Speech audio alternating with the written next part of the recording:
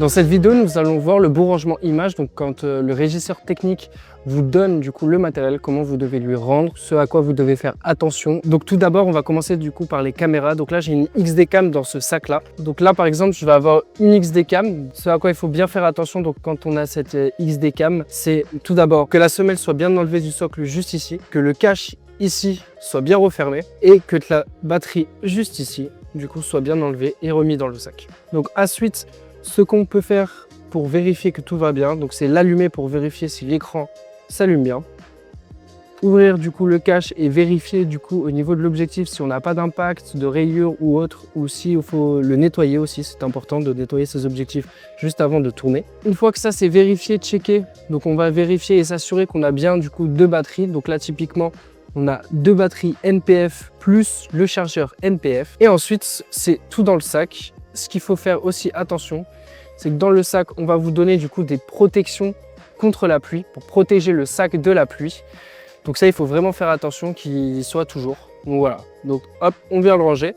Et donc du coup, comment on range un sac? C'est assez simple, on va prendre la XD cam qu'on va remettre hop dedans dans un coin donc isolé. Donc là, typiquement, on a mis la caméra dans un compartiment. On va mettre du coup les batteries et le chargeur dans un second compartiment, ce qui va empêcher par exemple les batteries lors du transport de naviguer dans le sac et de pouvoir taper par exemple dans la caméra, donc typiquement dans l'objectif, dans la caméra, et donc l'abîmer et provoquer de l'usure. Donc on a vu le sac quand on a une XD cam, et là on va voir par exemple quand on a un boîtier du coup avec des objectifs. Donc du coup on va partir sur une configuration un peu plus petite, donc du coup avec un petit sac. On va venir l'ouvrir et en fait ça va être à peu près relativement la même chose. Donc un sac avec des compartiments dans lequel on va retrouver du coup là typiquement un Lumix, donc un GH5 avec son objectif et du coup un chargeur avec deux batteries. Donc même raisonnement, on vérifie bien que du coup là il y ait les caches. Donc typiquement sur le Lumix ici, on a bien le cache ici même et les deux caches sur l'objectif. Ensuite, on a les deux batteries avec le chargeur. Donc, on vérifie quand on le récupère. Pareil que la XD cam, l'objectif, s'il n'est pas sale, s'il n'est pas impacté, s'il est juste sale, il faudra juste le nettoyer. S'il est impacté lors de la réception de votre matériel, du coup, vous devez vraiment prévenir le régisseur pour qu'il y ait un changement d'objectif. On vient le ranger du coup dans un petit compartiment de notre sac. Pareil pour les batteries et le chargeur. Et pareil pour du coup le GH5, on vérifie du coup ici, si c'est pas cassé, si ce n'est pas sale. Et ensuite, on vérifie aussi du coup notre écran, s'il s'allume bien, etc. Et si tout roule. Une fois que c'est fait et qu'on les a bien du coup rangés par compartiment, donc on évite de ranger pareil l'objectif et le boîtier dans le même compartiment pour éviter qu'il y ait des contacts et des chocs entre eux. Également pour les batteries, et du coup, on pense bien aussi à remettre le petit protège-sac lorsqu'il y a de la pluie. Comme ça, tout est bien rangé dans notre sac et on est parti pour aller en tournage. Au niveau du matériel caméra, donc là, du coup, on a un trépied. Donc le trépied, en fait, comment il va falloir le ranger et le vérifier. Donc hop, on l'ouvre juste ici. Et du coup, on va voir, on va sortir notre tête fluide. Donc là, en fait, on va voir qu'il y a bien la semelle sur la tête fluide, juste ici.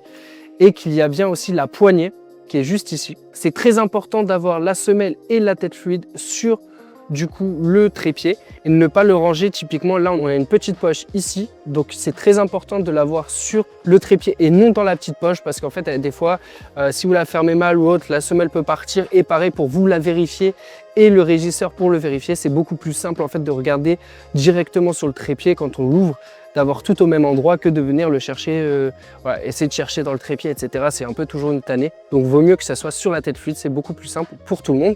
Et ce qu'on fait, on prend l'habitude également, du coup quand on l'arrange, de ramener les deux fermetures au niveau de la tête fluide et non au niveau des pieds.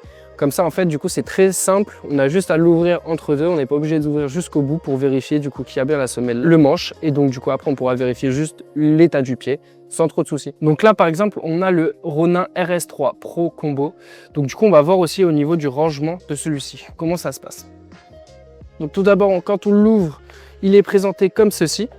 Donc ici, on va retrouver du coup la partie supérieure du Ronin, donc sur laquelle on va pouvoir faire l'équilibre, etc. avec les roulis. Ici, on a une pochette avec du coup tous les accessoires. Ici, l'émetteur pour recevoir le flux sur l'application. Ici, du coup, on va avoir le follow focus.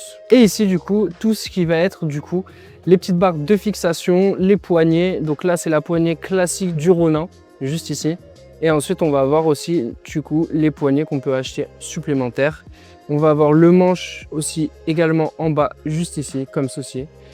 Et qui vont venir tous se ranger dans divers du coup endroits. Et on va avoir aussi la suspension téléphone, donc du coup qu'on vient ranger également ici. Et ici on va avoir aussi tout ce qui est reste d'accessoires, donc avec typiquement les câbles, etc.